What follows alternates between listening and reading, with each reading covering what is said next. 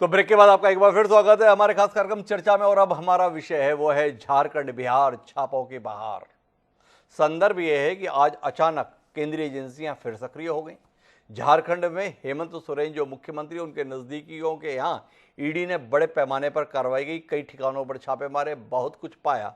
सबसे बड़ी चीज ये पाई कि जो मुख्यमंत्री के बेहद करीबी माने जाते हैं प्रेम कुमार जी, उनके यहाँ से 2 AK-47 राइफल लॉकर में रखी हुई पाई गई, साथ में 30 कारतूस भी पाए गए।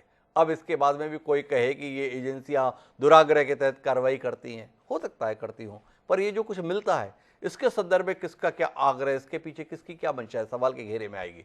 वहीं दूसरा मसला बिहार के संदर्भ में था। बिहार में नीतीश कुमार और तेजस्वी यादव की मिलीजुली सरकार को आज विश्वास मत प्राप्त करना था।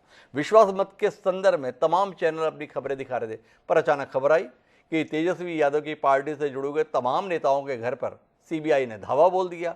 तमाम एमएलसी, तमाम सांसदों के घर पर छापे की कार्रवाई हुई। छापे की कार्रवाई शुरू हुई, इसके साथ बयानबाजी शुरू हुई। सबने बताने की कोशिश की कि देखो, कुल मिलाकर यही केंद्र सरकार या भाजपा का चरित्र है। अब इनकी सत्ता बिहार से चली गई तो बौखला रहे हैं और बौखला कर इन केंद्रीय एजेंसियों के संदर्भ में आड़ लेकर कार्रवाई कर रहे हैं। तो इसी पर हम बात करते हैं कि वाकई ये कार्रवाई राजनीतिक प्रतिशोध के तहत है या कुल मिलाकर केंद्रीय एजेंसियों का काम है भ्रष्टाचार के खिलाफ, अनियमितताओं के खिलाफ, अराजकता के खिलाफ कार्य करना। वो अपना कार्य कर रही हैं। इस चर्चा का हिस्सा बनने के लिए 3 खास मेहमान हमारे साथ जुड़ चुके हैं। हमारे साथ प्रेम प्रकाश पांडे जी हैं, भारतीय जनता पार्टी के वरिष्ठ नेता हैं, वो हमारे साथ है। हमारे साथ लव कुमार जी हैं, प्रवक्ता हैं जनता दल यूनाइटेड के, वो हमारे साथ है। और साथ ही हमारे साथ डॉक्टर रमेश यादव जो प्रवक्ता हैं आरजेडी के, वो भी हमारे साथ जुड़ेंगे। चर्चा की शुरुआत लव कुमार जी से करते हैं। मुखर होकर बात कहते हैं, कल तक के साथी थे भाजपाई, आज आपके विरोधी हैं या आपके दुश्मन, आप तय कर सकते हैं। पर कुल मिलाकर इस कार्रवाई को क्या कहते हैं लव कुमार जी? देखिए, कार्रवाई की टाइमिंग को तो देखिए जी। आज विश्वास मत हासिल करना था जी। तो ये शक्ति प्रदर्शन करने लगे। जी। ये अपनी ताकत दिखा रहे हैं। जब विधानसभा में ताकत हार रहे थे तो अलग अलग से बाहुबल दिखा रहे हैं, ईडी का, सीबीआई का, आईटी का। ये सारे ये जो इनके एजेंसी है ना, वो प्रकोष्ठ की तरह काम कर रहे हैं। और इस बात को इसलिए दर्शाया जा रहा है कि एक दिन पहले निशिकांत दुबे का ट्वीट देखिए। निशिकांत दुबे बोल रहे हैं कि कल का सवेरा झारखंड में अगला सवेरा लेकर आएगा आगे की रणनीति की बात। तो ये तो सत्य साबित होता है ना कि अगर हम कह रहे हैं कि ये भारतीय जनता पार्टी के इशारे पे होती है तो इसको सत्यता हमने साबित कर दिया। कैसे इनके कार्यकर्ता को, इनके नेता को पहले पता चल जाता है कि सीबीआई की रेड होगी, आईडी की रेड होगी? ये तो इनके जो दिवालियापन है ना, अभी जो बौखलाहट है, बिहार में सत्ता जाने की जो बौखलाहट है, उसको दर्शाता है। त्रिवेदी जी, आप वाकई सीबीआई या ईडी की रेड के संदर्भ में बाकी लोगों को खबर नहीं होती है। जिस प्रदेश में भी ये कार्रवाई होनी होती है, रात में खबर आ जाती है केंद्रीय एजेंसियां बड़ी संख्या में आ गई हैं, पुलिस फोर्स मांगा गया है। कहाँ होगी, कब होगी, कैसे होगी, इसकी जानकारी भले ही ना हो, पर कुछ ना कुछ होने वाला है, ऐसी खबरें तो सामान्य तौर पर आ ही जाती हैं। आपसे मुद्दे की बात करते हैं। आपके सुशासन बाबू यानी माननीय नीतीश कुमार 2017 में इस आरजेडी से नाता ही इस बात पर तोड़े थे कि भ्रष्टाचार के मामलों में मैं समझौता नहीं करता। अब भ्रष्टाचार के मामलों में केंद्रीय एजेंसी कार्रवाई कर रही है तो आप स्वागत के कालीन बिछाने की जगह सवाल उठा रहे हैं। क्या हो गया 5 साल में आप लोगों को? क्या हो गया नीतीश कुमार को? क्या हो गया नीतीश कुमार जी की पार्टी को? ये सवाल है जी लव कुमार जी। श्रीमान, नीतीश कुमार में कुछ नहीं हुआ है। नीतीश कुमार जैसे थे वैसे ही हैं जी। नीतीश कुमार कुछ बदलने वाले में से है नहीं। वो इस मिट्टी के बने हैं कि वो कभी अपने सिद्धांतों के साथ समझौता नहीं करते जी। देखने वाले का नजरिया सिर्फ बदल जाता है जी। और नजरिया अगर बदल जाता है तो लोगों को अलग चीज दिखने लगता है। तो जी। देखने वाले के सामने वाले के नजरिया पे डिपेंड करता है ना जी हिमांशु जी। तो लव कुमार जी ने मुद्दे पे कुछ नहीं बोला, नीतीश कुमार जी की प्रशंसा कर दी। नीतीश कुमार जी नहीं बदलते हैं, बिल्कुल नहीं बदलते हैं। नीतीश कुमार वही रहते हैं, बस नीतीश कुमार के साथ ही बदल जाते हैं। कभी भाजपा होती है, कभी आरजेडी होती है। हमारे साथ भाजपा ही अभी जुड़े हुए हैं, प्रेम प्रकाश पांडे जी हैं। प्रेम प्रकाश पांडे जी, कुल मिलाकर 8 साल में हिलाकर रख दिया आपने देश को। जहां विरोधी दिखते हैं वहां पर केंद्रीय एजेंसियां दिखती हैं, केंद्रीय एजेंसियों की कार्रवाई दिखती है। पहले आप ही बताते थे ये केंद्रीय एजेंसियों का सत्तारूढ़ दल बड़ा गलत उपयोग करते हैं। अब सारे विपक्ष एक राय होकर बताते हैं कि आप लोग इन केंद्रीय एजेंसियों का बड़ा दुरुपयोग कर रहे हैं। इन आरोपों से कितने आहत, कितने व्यथित हैं आप प्रेम प्रकाश जी? स्वीकार करते हैं, मौका मिला है, सत्ता में आए हैं, जो कर सकते हैं कर रहे हैं, कोई क्या कर लेगा? देखिए जी जब केंद्रीय एजेंसियों को या सीबीआई को सुप्रीम कोर्ट ने तोता कहा था, वो कांग्रेस की सरकार थी। जी और उस समय उसका दुरुपयोग दिखता था तो उन्होंने कहा। जी मुझे नहीं लगता कि अभी पिछले 8 सालों में सीबीआई, ईडी, आईटी जितने भी रेड हुए हैं जी और उस पर तमाम जगहों के लोग कोर्ट में गए हैं जी और किसी कोर्ट ने सीबीआई, ईडी, इन एजेंसियों के बारे में कोई प्रतिकूल टिप्पणी की हो कि ये पॉलिटिकली मोटिवेटेड है। जहाँ तक लव कुमार जी ने कहा कि भाई आज का टाइमिंग, तो कोई ऐसा तिथि देख कर के, कोई जतरा पतरा देख के तो सीबीआई वाले करेंगे नहीं। ये तो पहले से तय था कि भाई जिस रेलवे की भर्ती के घोटाले के मामले में जांच की, तो ये मामला तो पुराना था। जी। उस समय तो नीतीश जी बीजेपी के साथ थे जब ये मामला था। बहुमत तो आज सिद्ध हुआ, करने का इनका रहा होगा, वो तो एक अलग मुद्दा है। इसलिए ये बातें अलग कहना होती है। और जैसा आपने ही कहा कि भाई झारखंड में ये जहाँ छापा पड़ा वहाँ 2 AK-47 किसी व्यक्ति के लॉकर से निकल रहा है। जी तो अभी तक तो रुपये निकलते देखते थे, अभी जी। AK-47 निकल रहा। तो इसमें एजेंसियां कहाँ तक दोषी है? जी तो छापा मार रही हैं और जो भी उनकी इन्वेस्टिगेशन होती है वो अपने संबंधित न्यायालयों में प्रस्तुत करती हैं। जी ऐसे ही आप देखें, दिल्ली में देख लें, चाहे आप वाले सिसोदिया जी के यहाँ, उन्होंने कहा हम कुछ नहीं हुआ, अब उनको लोग भारत रत्न दिलाने पे लग गए। तो बातें जो है, अब उनसे एक्साइज के मामले में लोग बात करते हैं और वो बताने लगते हैं एजुकेशन का। प्रेम जी, मैं बीच में रोकता हूं। असल में विपक्षी नेताओं को ये शिकायत है, भाई आप भ्रष्टाचार के खिलाफ अभियान चला रहे, बहुत अच्छी बात है, आप भ्रष्टाचार के खिलाफ मुहिम चलाते, बहुत अच्छी बात है। छत्तीसगढ़ के मुख्यमंत्री जहाँ पे आप भी बैठते हैं, वो भी उन्होंने कहा हम तो भ्रष्टाचार के खिलाफ कार्रवाई के समर्थक हैं। पर ये तो बताओ, सारी कार्रवाई विपक्षी नेताओं के यहाँ क्यों होती है? भारतीय जनता पार्टी के किसी नेता के यहाँ कार्रवाई क्यों नहीं होती? एक तो सवाल ये है। और दूसरा, यह विपक्ष के जिन नेताओं के यहाँ कार्रवाई होती है, वो जब भाजपा में आ जाते हैं तो वो सारी कार्रवाई ठंडे बस्ते में चली जाती है। इसके संदर्भ में बंगाल का विशेष तौर पर उदाहरण दिया जाता है। ये 2 मुद्दे हैं प्रेम प्रकाश जी, इनका जवाब आना चाहिए। आप जैसा विद्वान व्यक्ति हमारे साथ है, उत्तर मिलना चाहिए। मैं भी एक बात कहता हूँ, मुझको नहीं लगता कि हमारे यहाँ के मुख्यमंत्री बोलते हैं कि भ्रष्टाचार के खिलाफ बहुत अच्छी बात है। वो अपनी एजेंसियों का भी क्या करते हैं, यहाँ पे लोगों ने देखा है कि कैसे IPS बनाए गए थे, फिर उन्हीं को क्या हुआ। तो वो सब छोड़िए, तो पॉलिटिकली कितना यहाँ पर होता है वो उसमें हम नहीं जाना चाहते जी। लेकिन जहाँ तक बात है कि कोई बीजेपी में भी आ जाता है तो उसके क्या केसेस विड्रा हुए हैं क्या? जी देखिए, होता ये है कि जब छापा पड़ता है कहीं पे किसी के पास, तो न्यूज़ में उस समय उसकी न्यूज़ जो वैल्यू रहती है वो 1-2 दिन चर्चा में रहती है। बाकी जो कार्रवाइयाँ रहती है वो तो पेपर वर्क में रहता है। तो जिसके ऊपर पड़ता है छापा, जो उसको लीगल एक्शन रहता है, मुझको लगता है एजेंसी उससे उस तरीके से बातें करती है और फिर वो न्यूज़ वैल्यू भी उतनी नहीं रहती, इसलिए रोज़ नहीं दिखता। क्योंकि जो लोग अभी तक विपक्षी नेता बोलते रहे कि हमारे को पॉलिटिकल मोटिवेट किया जा रहा है, उनको कोर्ट से तो कभी नहीं मिली राहत। अभी प्रेम प्रकाश जी की दलील बड़ी स्ट्रांग है। वो उनका कहना है कि भाई अगर केंद्रीय एजेंसियों का बेजा इस्तेमाल है, अगर सत्तारूढ़ दल इन केंद्रीय एजेंसियों का गलत उपयोग कर रहा है, अगर विपक्षी नेताओं को जबरदस्ती फंसाया जा रहा है, तो अदालत से इन्हें राहत क्यों नहीं मिलती? अभी भी सत्येंद्र जैन जेल में है, अभी भी संजय राउत जो बड़बड़ कर बोलते थे जेल में ही है। जमानत के संदर्भ में या उन पे कार्रवाई के संदर्भ में कोई प्रतिकूल टिप्पणी क्यों नहीं है? सवाल जायज है। लेकिन मैं इस सवाल को आगे बढ़ाना चाहता हूं। डॉक्टर रमेश यादव मेरे साथ में हैं, आरजेडी के प्रवक्ता हैं, उनके पास जाना है। पर लव कुमार जी को लग रहा था कोई बात उनकी अधूरी रह गई, तो एक बार लव कुमार जी की बात पूरी हो जाए तो रमेश जी के पास चलो। जी लव कुमार जी, क्या रह गया अधूरा? अरे देखिए, प्रेम प्रकाश पांडे जी को ये भी समझना चाहिए, लॉकर में से 47 मिल रहा है और 47 पांडे जी अंगरक्षकों का है, और इसको वहां की पुलिस ने स्वीकार किया है।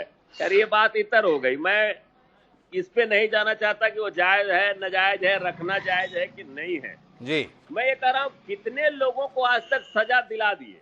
जी 14 के बाद जितने ईडी, सीबीआई, इनकम टैक्स, सभी रेड डाला आपने। जी बता दीजिए कि एक आदमी को सजा दिलाया क्या? नारायण राणे के पास ईडी की नोटिस जाती है, सीबीआई की नोटिस जाती है, आपके पास आ जाते हैं, उसके बाद उनके पास कोई नोटिस नहीं गई। सुखराम के पास दूरसंचार घोटाले का इतना बड़ा आरोपी बना के पूरा भारत में आप ढिंढोरा पीट रहे थे। वही सुखराम जब बीजेपी में आ जाते तो गंगा जी का पवित्र जल से वो धुल जाते हैं। तो ये कौन सी ऐसी मशीन है आपके पास? जरा हम लोग को भी बताइए ना कि आपके पास मशीन जानना चाहते हैं लव कुमार जी, भाजपा के पास कौन सी है जिसमें धुलते ही सब कुछ साफ हो जाता है? पूछेंगे प्रेम प्रकाश जी के पास जब आएंगे, लेकिन उससे पहले डॉक्टर रमेश यादव जी के पास चलते हैं और उनसे पूछते हैं। मामला पुराना है, जमीन के बदले नौकरी के संदर्भ में घपले का है, लंबे समय से जांच चल रही थी, जांच की तहत आज कार्रवाई हुई, तो भी आपके नेता बड़े नाराज हो गए। तेजस्वी जी से लेकर राबड़ी जी तक सब बिफर रहे हैं। क्या हो गया रमेश जी, क्या कर दिया इन लोगों ने? हेलो जी रमेश जी।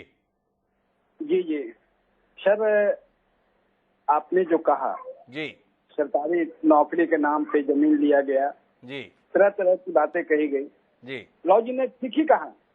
अभी लॉ जी जो बता रहे थे जी कि भाजपा के बाहर जो लोग हैं गलत करते हैं और भाजपा में जो आते हैं पवित्र हो जाते हैं, जी। उनका सारा किया कराया बिल्कुल धुल जाता है, समाप्त हो जाता है। जी मैं कहना चाहता हूं कि ठीक है, सीबीआई ईडी का प्रयोग जो उनके पालतू तोते हैं। जी आज जब बिहार विधानसभा में चल रहा था अविश्वास मत पे वोटिंग थी, जी तो आज ही के दिन क्यों?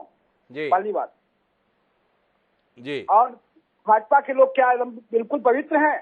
जी 2014 के बाद मैं नहीं देख रहा हूं कि कोई भाजपा के बड़े नेताओं के घर, बड़े व्यवसायिकों के घर ईडी और सीबीआई का छापा मरा। जी लेकिन ये पालतू तोते के रूप में इनका प्रयोग कर रहे हैं। केंद्रीय एजेंसियां जो हैं जी उसका प्रयोग भाजपा के लोग, जो पालतू तोता है, पालतू कुत्ता है, यहाँ चला जाओ, उसको पकड़ो, उनके इशारे पे नाच रही है, जो बिल्कुल गलत है। और क्या गलत है रमेश यादव जी? आप बंगाल में गए, पार चटर्जी के यहाँ कार्रवाई की, उनके सहयोगियों के यहाँ कार्रवाई की, 50-50 करोड़ रुपए जो है फ्लैटों से निकल रहे हैं। इसके बाद में भी आप कह रहे हैं बड़ा गलत हो रहा है। अरे ये तो ज्यादती हो रही है, कैसे माने? ये 50 करोड़ कहाँ से आ रहे हैं? या भाजपा के लोग ही रखवा दे रहे हैं? बिल्कुल नहीं, देखिए ये भाजपा के लोग रखवा दे रहे नहीं है। मैं कर रहा हूँ जी कि भाजपा के जो एजेंसी है जी। उसके द्वारा गलत तरीके से केंद्रीय एजेंसियों का उपयोग किया जा रहा है।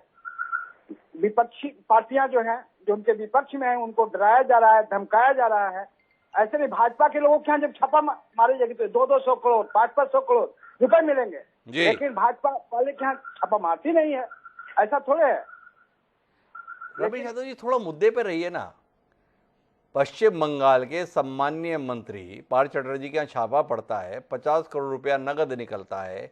इसके बाद में आपको लगता है एजेंसियां गलत कर रही हैं, इन एजेंसियों को ऐसा काम नहीं करना चाहिए, इस प्रकार की कार्रवाई नहीं करनी चाहिए, इस प्रकार की कार्रवाई को अंजाम नहीं देना चाहिए? क्या है आपकी दलील?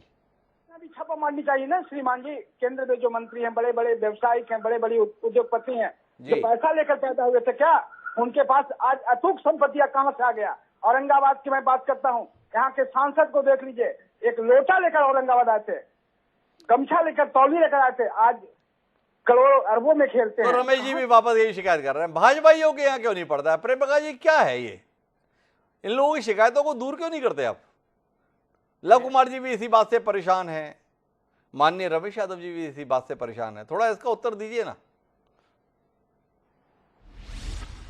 देखिए, मैं दो बात पहले कहना चाहता हूं कि एक जो बातें होती कि उन्होंने कहा कि कन्विक्शन कितना है जी। अब कन्विक्शन तो सीआरपीसी आईपीसी की धाराओं में भी बहुत कम है जी। और कन्विक्शन के लिए अपने यहाँ जो लॉ का सिस्टम है हमारे यहाँ जितने कोर्ट हैं, फिर हाई कोर्ट है, सुप्रीम कोर्ट है, और कितना लंबा जाता है जी। आपने देखा होगा कि देश के अपने यशस्वी प्रधानमंत्री जी के खिलाफ जो एक आरोप था जी। उसको क्लियर होने में 22 साल लग गए। जी। तो आप इस लॉ के सिस्टम में आप ये कैसे कह देंगे? दूसरी बात ये बार बार आती है, लगभग पिछले 8 सालों में लगभग 3600-3700 स्थानों पे छापे पड़े ऐसे जो है, और उसमें 35 से 38 के बीच में ही राजनेताओं का है। जी। तो आप ये बताइए कि इसमें कहाँ ये है कि सिर्फ जो है पॉलिटिकल लोगों के और उनसे मोटिवेटेड ही होता है? तो ये तो आप जो किए हैं, अगर नहीं किए हैं तो आपके पास तो पूरे लॉ के सारे जो स्टेजेस हैं खुले हैं, तो इसमें परेशानी क्या है? छापा पड़ने से आपकी सरकार पे तो कोई फर्क नहीं पड़ना। आज आपको जो बहुमत मिलना था मिला, और क्या छापा पड़ने से बहुमत पे कोई प्रभाव होता है क्या? तो इसलिए उस टाइमिंग को क्यों जोड़ा जा रहा है? तो प्रेम प्रकाश जी का कहना भाई क्या फर्क पड़ गया आज की कार्रवाई से? क्या आपको बहुमत नहीं मिला? 160 वोट मिले, क्या इस कार्रवाई से विधायक डर गए? क्या विधायकों ने विधानसभा में आने से इनकार कर दिया, या विधायकों ने भारतीय जनता पार्टी के साथ जाने का फैसला कर दिया? तो फिर आप टाइमिंग को लेकर इतना ज्यादा जोर क्यों दे रहे हैं? लव कुमार जी मेरे साथ में हैं, अपने पुराने साथियों के संदर्भ में उठने वाले सवाल को लेकर लव कुमार जी क्या कहेंगे? 15 दिन पहले तक ये भाजपा ही आपको बहुत अच्छे लगते थे, यही नरेंद्र मोदी भी आपको बहुत अच्छे लगते थे, नीतीश कुमार के साथ में बड़े मुस्कुराते हुए ये भाजपा के नेता ही आपके साथ दिखाई देते थे। अचानक ये सब आपको बड़े खराब लगने लगे, क्या हो गया लव कुमार जी? इनसे लव क्यों आपका दुश्मनी में बदल गया? सभी चीजों को समझ रहे हैं। आज इतना बड़ा विमर्श क्यों है जी? जैसे ही महागठबंधन की सरकार बनी, पता नहीं कौन सा पेट में दर्द इन लोगों को होने लगा है कि तरह तरह के प्रोपगंडा और सब चीजों को भटकाने के लिए प्रयास किया जा रहा है जी। इस बात को आप पूरी तरह से समझ लीजिए। जो एक नैरेटिव सेट किया था इन लोगों ने पूरे देश में कि मोदी के विरोध में कोई खड़ा ही नहीं हो सकता है, जैसे ही नीतीश कुमार निकले हैं, नीतीश कुमार जी मोदी जी के विरोध में खड़े ही होकर नहीं, पूरे देश में एक माहौल जो बन रहा है कि वो उनको चुनौती देंगे, इसको लेकर बहुत ज्यादा विपक्ष चिंतित है। और मैं आपको दावे के साथ बता दूं कि 24 का चुनाव इसका गवाह होगा, और आने वाले 24 के चुनाव में नरेंद्र मोदी जी को भारी शिकस्त का सामना करना पड़ेगा। लव कुमार जी एक बात बताइए, आपकी बात बड़ी महत्वपूर्ण है। चुनौती बनकर नीतीश कुमार दिखे, मोदी जी के मुकाबले टिक्के खड़े हैं तो वो नीतीश कुमार हैं, और कार्रवाई तेजस्वी यादव के नेताओं के यहाँ हो रही है, उनकी पार्टी के नेताओं के यहाँ हो रही है। ये आप दोनों मिलकर क्या खेल खेल रहे हैं? त्रिवेदी जी, कार्रवाई क्यों हो रही और कहां हो रही आप मेरे से ज्यादा अच्छे से समझते हैं जी। नीतीश कुमार जी को पर कोई आंच अगर उंगली उठाएंगे तो पूरा देश, आप समझ रहे हैं कि क्या स्थिति होगी इनकी। अच्छा, नीतीश कुमार पर अगर हाथ लगाएंगे तो पूरा देश उठ खड़ा होगा, और तेजस्वी यादव पर अगर आप पूरा का पूरा हमला बोल देंगे तो कोई चूगी आवाज भी नहीं निकालेगा। ये तेजस्वी यादव इतने लचर से आदमी क्यों हैं लव कुमार जी? कहा ना, इनके साथ 20 साल रहे हैं हम, इनके सारी नस चीज से वाकिफ है जी। कितना बड़ा प्रोपगंडा मास्टर है, कितने बड़े ये जुमलेबाज है, और इनसे गोएबल्स भी झूठा, उतना बड़ा झूठ नहीं बोल सकता जितना इनके नेता लोग बोलते हैं, जितना इनके नेता लोग बोल सकते हैं। रमेश यादव जी, आप सुन रहे हैं लव कुमार जी की बात? लव कुमार जी अच्छे से जानते हैं ये भाजपाई कैसे हैं, और नीतीश कुमार के संदर्भ में हिम्मत नहीं है भाजपाइयों की कुछ कर ले। ऐसे नीतीश कुमार जी के होते हुए भी आपके नेताओं के छापे पड़ रहे हैं। नीतीश कुमार जी आपकी मदद नहीं कर रहे हैं क्या? जी रमेश जी। जी, वैसे मदद की बात, नीतीश जी हमारे साथ हैं, और नीतीश जी भी ये इस बात को भली भांति समझ रहे हैं जी कि जब से भाजपा को कान पकड़ करके बिहार की सत्ता से आउट किया गया, और नरेंद्र मोदी जी भयभीत हैं कि आने वाला जो 2024 है उसमें हम सत्तासीन नहीं होंगे जी, और ये तेजस्वी यादव के नेतृत्व में नीतीश कुमार जी को नेता बनाया गया, और पूरे देश के अंदर घूम घूम करके इन लोगों नरेंद्र मोदी जी का विरोध करेंगे और सत्ता से बेदखल करने का काम करेंगे। भयभीत होकर के अपने पालतू तोते का प्रयोग किया जा रहा है, इनके द्वारा डराया धमकाया जा रहा है। नीतीश जी सब समझते हैं और अभी चुप है। पूरे देश में इन मामलों को लेकर आंदोलन किया जाएगा, क्योंकि आप विपक्ष में के लोगों को डराने धमकाने का ईडी और सीबीआई के द्वारा, इनकम टैक्स के द्वारा जो परेशान कर रहे हैं, वो जनता, देश की जनता समझ रही डॉक्टर है। रमेश यादव जी, आप समझ पा रहे हैं आप किस कदर बेवकूफ बन रहे हैं? भाई आप खुद बता रहे हैं भारतीय जनता पार्टी को कान पकड़कर नीतीश कुमार ने सत्ता से बाहर कर दिया। किसने किया? नीतीश कुमार ने किया। कार्रवाई किस पे हो रही है? नीतीश कुमार जी पर नहीं हो रही, नीतीश कुमार जी की पार्टी के लोगों पर नहीं हो रही। जो भी कार्रवाई हो रही है वो तेजस्वी यादव पर हो रही है, तेजस्वी यादव की पार्टी पर हो रही है। आप देख रहे हैं आप कैसे फंस गए हैं। क्या कहते हैं इस पे?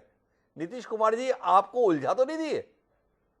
गांव में एक कहावत है कि पत्नी को पीटता है पड़ोसी को डराने के लिए। जी तो ये केंद्र में बैठी हुई जो सरकार है, जी। महागठबंधन के तमाम लोगों को टारगेट करने का काम कर रही है, और डराने का काम कर रही है, धमकाने का काम कर रही है, और परेशान करने का काम कर रही है। देश की जनता इस बात को समझती है, भली बात है। आपकी कहावत मेरी समझ में नहीं आई।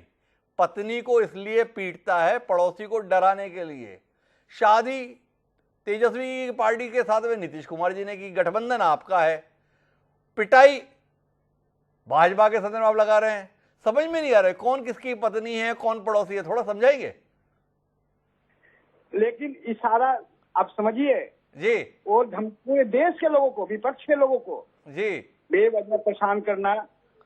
अब समझ रहे हैं कि हम सत्ता में नहीं आएंगे तो अपने तोते का प्रयोग कर रहे हैं, अनावश्यक दुरुपयोग कर रहे हैं। जो केंद्रीय एजेंसियां हैं उसका दुरुपयोग हो रहा है, इस तरह से नहीं होना चाहिए।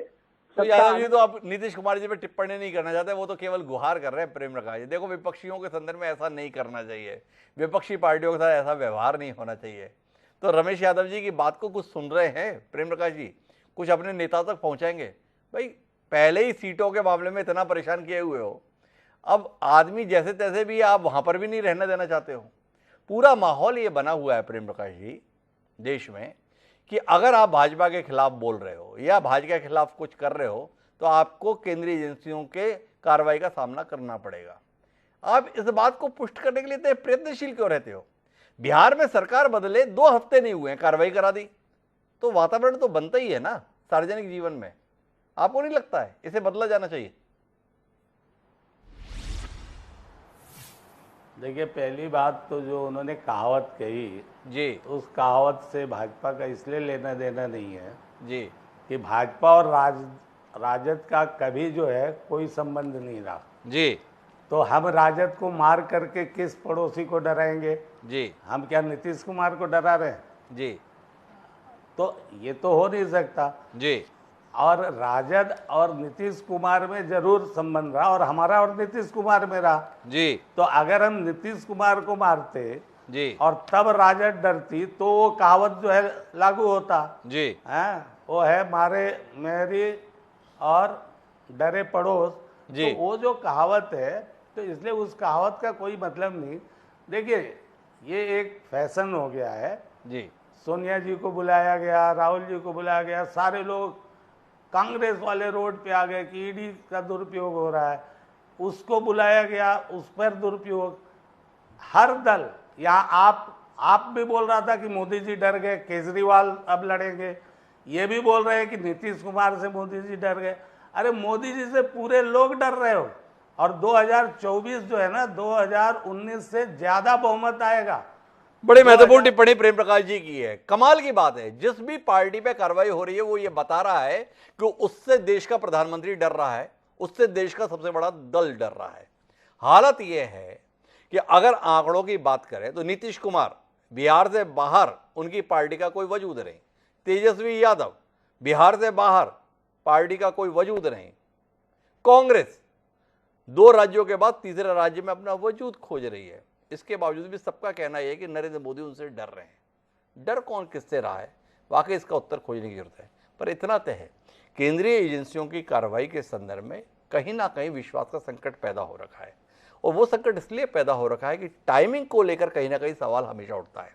जब भी कोई राजनीतिक दल भाजपा के खिलाफ मुखर होता है, उससे जुड़े हुए नेताओं के संदर्भ में कार्रवाई होती दिखती है और इसीलिए शायद ऐसा वातावरण भी बनता है। क्या केंद्रीय एजेंसियों को इस दिशा में विचार नहीं करना चाहिए ताकि सार्वजनिक जीवन में इन एजेंसियों की निष्पक्षता को लेकर कोई संदेह का वातावरण ना बने। देखें क्या केंद्रीय एजेंसियां टाइमिंग को लेकर भी सचेत होती हैं। आप तीनों मेहमानों का बहुत बहुत धन्यवाद हमारे साथ इस चर्चा का हिस्सा बनने के लिए। समय है अब आज के शेर का। हमारा आज का शेर कुल मिलाकर इस कार्रवाई को समर्पित ये कहता है, जो हो आगाज, आगाज में बेहतर वो खुशी है बदतर। जो हो आगाज, आगाज में बेहतर वो खुशी है बदतर। जिसका अंजाम हो अच्छा वो मुसीबत अच्छी। दाग ने एक कमाल की बात कही थी। कुल मिलाकर सार्वजनिक जीवन में शुचिता आनी चाहिए, देश में भ्रष्टाचार खत्म होना चाहिए, देश के लोगों को एक ईमानदार सरकार स्थायी रूप से मिलनी चाहिए। तो तात्कालिक तकलीफें अगर इस देश में शुचिता की स्थापना कर पाती हैं तो ऐसी कार्रवाइयों का स्वागत होना चाहिए। पर ऐसी कार्रवाइयाँ केवल विपक्षियों को निपटाने के लिए हैं तो निश्चित रूप से सवाल खड़े होने चाहिए। आने वाला समय बताएगा कि ये कार्रवाइयाँ किस अंजाम तक देश को लेकर जाती हैं। बहरहाल आज के इस कार्यक्रम में इतना ही। कल फिर मिलेंगे नए विषयों के साथ। मुझे दिए सदर बड़ा।